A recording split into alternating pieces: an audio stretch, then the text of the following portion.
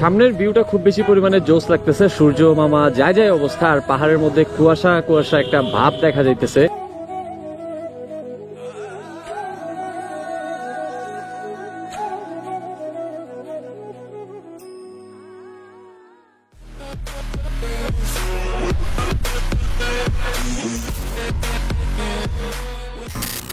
So ভিডিওটা যখন start করতেছি তখন ঘড়িতে সময় বাজে দুপুর 2টা, অ্যান্ড 2টা বাজে আসি হচ্ছে কাপ্তাই রাঙামাটি জোনে, অ্যান্ড আসছিলাম হচ্ছে সকালবেলা একটা ডে লং ট্যুরে। অ্যান্ড ইয়েস, সকালে অ্যাড হয় নাই কারণ হচ্ছে মোটামুটি আমার N160 আজকে ফুল ফিল নিয়ে রাইড করছেন। মোটামুটি পাহাড়ে এই বাইক নিয়ে আমার প্রথম ট্যুর, যার কারণে হচ্ছে ফুল অন ফিলে। অ্যান্ড আপনাদেরকে রিভিউ দেওয়ার আগে পাহাড়ে একটা পারফরমেন্স টেস্টও প্রয়োজন ছিল, যার কারণে আপনাদের সাথে কথা বলা হয় না। অ্যান্ড মোটামুটি এখন রিল্যাক্স মোডে চলে আসছি, আর এত সুন্দর ভিউ দেখলে রিল্যাক্স মোডে চলে আসাটাও খুবই স্বাভাবিক ব্যাপার। অ্যান্ড রিল্যাক্স মোডে আপনাদের সাথে কথা বলার মধ্যে অন্য একটা মজা আছে। সো আগে ইন্ট্রোটা দিয়ে নিই, তারপর হচ্ছে কাপ্তাই আসার পুরো প্ল্যানটা আপনাদের সাথে শেয়ার করতেছি। সো হেই এভরিওয়ান, আসসালামু আলাইকুম, it's me Hasib Chowdhury, welcome back to my YouTube channel bike warrior. এবার একটু করে সংক্ষেপে বলি হচ্ছে চিটাং থেকে কাপ্তাই আসা পর্যন্ত। এন্ড প্ল্যানটা হয়েছিল গতকালকে রাতে যে আমরা সবাই মিলে কাপ্তাই আসবো। আজকের ট্যুরটা হচ্ছে একটা group tour and day long tour, যেখানে হচ্ছে কোনো নাইট স্টে হবে না। সকালে বের হয়েছি এন্ড সন্ধ্যার মধ্যে আমরা আবার সবাই চিটাং ব্যাক করবো।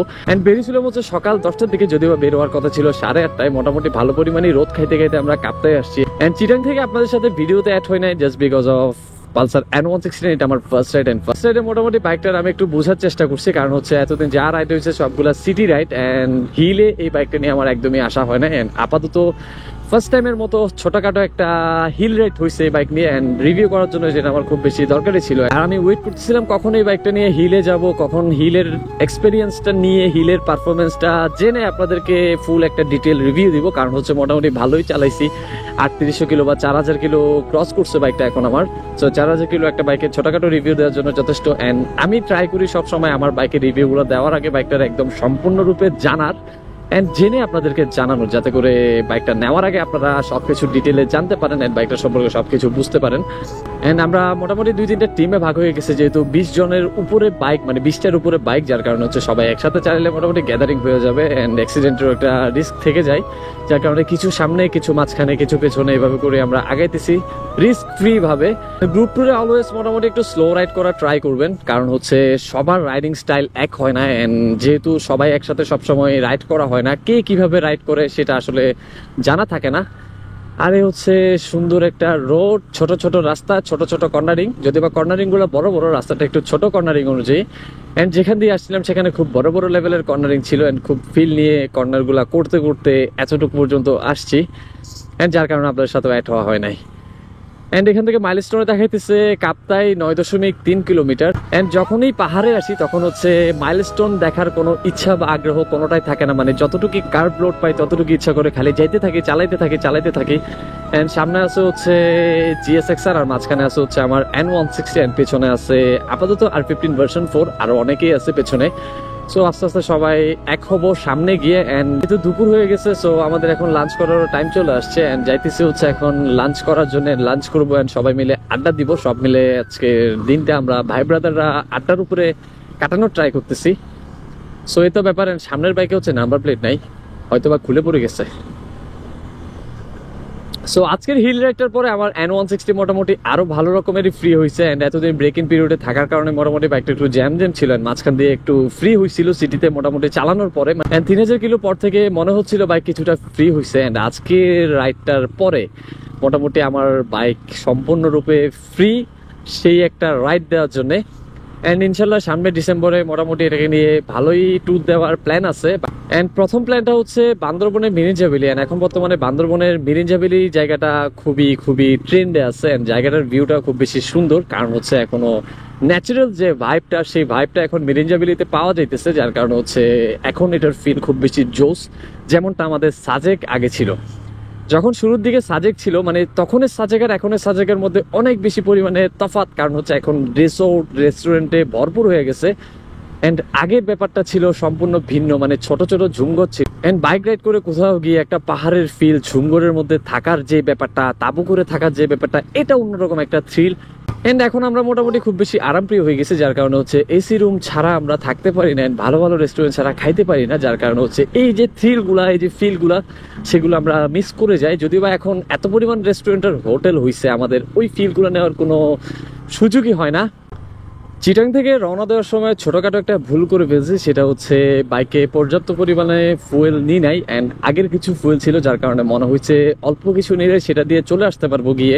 কারণ হচ্ছে আমি সবসময় ট্যাঙ্কটা ফুল করে ফেলি, একটাই পেট্রোল পাম্প সবসময় মেনটেন করার ট্রাই করি, যার কারণে হচ্ছে সেখান থেকে তেল নিই না, যার কারণে অল্প কিছু তেল নিয়ে 200 টাকা 300 টাকার মতো তেল নিয়ে চলে আসছি। অ্যান্ড এখন আমার বাইকের ফুয়েল মিটারে দেখাইতেছে হচ্ছে 1 দাগ তেল, অ্যান্ড 1 দাগ তেল মানে মোটামুটি 2 লিটারের নিচে চলে আসছে। সো যার কারণে হচ্ছে আমার এখানে যে কোনো একটা পেট্রোল পাম্প থেকে তেল নিতে হবে, যেটা আমার খুবই কষ্ট লাগবে। সেখান থেকে তেল নিয়ে আসলে বাইকেরই ক্ষতি। সবসময় একটা ভালো পেট্রোল পাম্প মেনটেন করতে পারলে বাইকের পারফরমেন্স অ্যান্ড ফুয়েল পাম্প সবসময় জোস থাকে। অ্যান্ড পাহাড়ে আসতে আমি আমার স্পোর্টস বাইকগুলোকে খুব বেশি পরিমাণে মিস করি, কারণ হচ্ছে আই লাভ কর্নারিং। মানে বাইক রাইডিং এর মধ্যে একটা বিষয় আমার কাছে খুব বেশি জোস লাগে, বা আমার ফেভারিট যে ব্যাপারটা, সেটা হচ্ছে কর্নারিং। এন্ড নেকেড বাইক নিয়ে সেভাবে আসলে মনমতো কর্নারিংটা করা যায় না, যদিও বা এমন না যে কর্নারিং হয় না, খুব ভালোই কর্নারিং করে আসছি এই বাইকটা নিয়ে। বাট স্পোর্টসে যে কর্নারিং এর ফিলটা, সেটা আসলে নেকেডে পাওয়া যায় না, যার কারণে হচ্ছে আমি হিল রাইডে যখন আসি তখন হচ্ছে আমার স্পোর্টস বাইকগুলোকে মিস করি। অ্যান্ড আজকের লাঞ্চটা আমরা সবাই মিলে কাপ্তাই ধাবাতে করবো, অ্যান্ড সব ভাই ব্রাদার মিলে একসাথে লাঞ্চ করার, আড্ডা দেওয়ার মজাটাই আলাদা। অ্যান্ড লং ট্যুর বাদ দিয়ে মাঝে মধ্যে একটু এরকম ভাই ব্রাদারদের নিয়ে শর্ট ট্যুর দেওয়া খুব বেশি মজার হয়ে যায়। অ্যান্ড সবাই যখন একসাথে থাকে মোটামুটি ভালো পরিমাণে মজা করা যায়। এদিকে আছে হচ্ছে একটা NS, যেটা আমার এক্স বাইক অ্যান্ড আমার মোস্ট ফেভারিট একটা বাইক, পালসার NS 160। অ্যান্ড নেকেডের মধ্যে আরেকটা বাইক আমার নেওয়ার খুব বেশি পরিমাণে ইচ্ছে যাচ্ছে, সেটা হচ্ছে Pulsar NS 200। I don't know বাইকটা বাংলাদেশে আসবে কিনা অ্যান্ড কখন আসতে পারে। সো যদি আসে ইনশাল্লাহ একটা নেওয়ার চেষ্টা করবো। NS 200 বাইকটা খুব বেশি জোস লাগে আমার কাছে। অ্যান্ড হচ্ছে রিভার ভিউ। আরে শাবাশ, হুইলি দেওয়া ট্রাই করতেছে, বাট হুইলি উঠতেছে না, হয়তো বা টায়ারের কারণে। আমাকে বলছে যে এই ছেলেটাকে চেহারা দেখে নিয়ে কতক্ষণ মনে হয় সমতলের, কতক্ষণ মনে হয় পাহাড়ি। এবার চেহারাটা দেখাবো। ও ন্যাশনাল আইডি কার্ড দেখাতে পারেনি, দেখাতে পারেনি।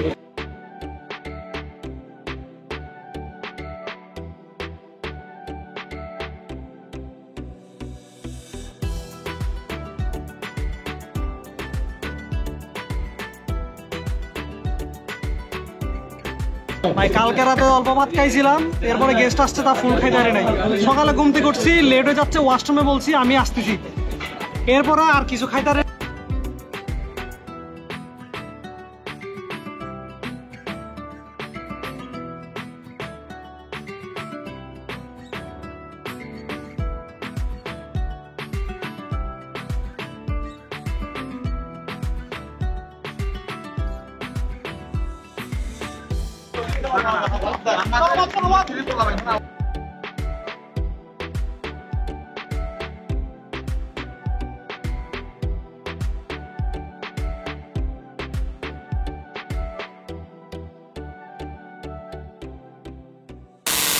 সো কাপ্তাই ধাবাতে আমাদের দুপুরের খাওয়া দাওয়া শেষ করে সব ভাই ব্রাদার মিলে আবার রওনা দিলাম চট্টগ্রামের উদ্দেশ্যে। ঘড়িতে সময় বাজে 4:58 অ্যান্ড অলমোস্ট 5টা।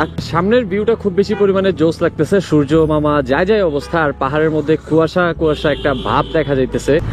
সো এই টাইমে আসলে বান্দরবন যাইতে পারলে ব্যাপারটা খুব বেশি পরিমাণে জোস হইতো। অ্যান্ড আজকের ট্যুরটা ছিল মূলত গ্রুপ ট্যুর, যার কারণে ছোটখাটো একটা ডে ট্যুরের প্ল্যান হয়েছে। অ্যান্ড ইনশাল্লাহ খুব সুন, যেহেতু শীতকাল চলে আসতেছে, ইনশাল্লাহ আবার আমাদের লং ট্যুর শুরু হবে।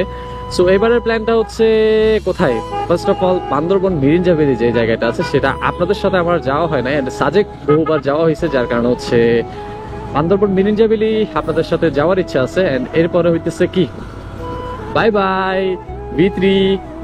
ঠিক আছে, V3 নিয়ে সবাই আমার আগে চলে যান, আমি পেছনে রিল্যাক্সে আসতেছি। মোটামুটি ভালোই ঠান্ডা লাগতেছে। অ্যান্ড কোথায় জানি ছিলাম হচ্ছে বান্দরবন মিরিঞ্জা ভ্যালিতে। অ্যান্ড বিভিন্ন জায়গায় আপনাদের সাথে আমার ট্যুর দেওয়া হয়েছে, বাট এখনো বান্দরবন মিরিঞ্জা ভ্যালি আপনাদেরকে দেখানো হয় না, যার কারণে ফার্স্ট ট্যুরটা দেওয়ার প্ল্যান হচ্ছে বান্দরবন মিরিঞ্জা ভ্যালিতে। অ্যান্ড সবাই মোটামুটি সামনে চলে গেছে, আমি মোটামুটি পেছনে আপনাদের সাথে কথা বলতে রিল্যাক্সে যাইতেছি। অ্যান্ড মিরিঞ্জা ভ্যালির পরে এই বাইক নিয়ে আমার আরেকটা ট্যুর দেওয়ার প্ল্যান আছে, সেটা হচ্ছে টিটি, মানে টেকনাফ টু তেতুলিয়া, যে ট্যুরটা আমার এখনো দেওয়া হয় নাই। যদিও বা যাওয়া হয়েছে, বাট ওভাবে টিটি প্ল্যান করে যাওয়া হয় নাই। এন্ড বাইক সবগুলা লাইন ধরে যাইতেছে, ব্যাপারটা খুব বেশি জোস লাগতেছে, বাট এতগুলো বাইকের মাঝখানে চালানোটা কিছুটা রিস্কি হয়ে যায়, যার কারণে আমি পেছনে আছি। পাহাড়ে মোটামুটি ভালো পরিমাণে শীত পড়তেছে, এন্ড শীতে অবস্থা খারাপ মনে হইতেছে, আরেকটু পরে আরো ভালো পরিমাণে ঠান্ডা লাগবে। এরকম লোহার ব্রিজ হইতে সাবধান, এন্ড হালকা একটু পানি যদি এই ব্রিজে পড়ে মোটামুটি ভালোই স্লিপ হয়ে যায়। সো মোটামুটি আলো যায় যায় অবস্থা, and সামনের রাস্তাটা খুব বেশি পরিমাণে জোস। এন্ড এখন হচ্ছে আপনাদের থেকে বিদায় নিয়ে জোস রাস্তার ফিল নিতে নিতে রিল্যাক্সে চিটাগং ব্যাক করবো। সো আপাতত আজকের মতো ভিডিও থেকে বিদায় নিয়ে এন্ড দেখা হবে আবার পরবর্তী অন্য কোনো ভিডিওতে। তবে মধ্যে ভালো থাকবেন, সুস্থ থাকবেন, আর অবশ্যই ভালো মানের হেলমেট পরে বাইক রাইড করুন। আসসালামু আলাইকুম।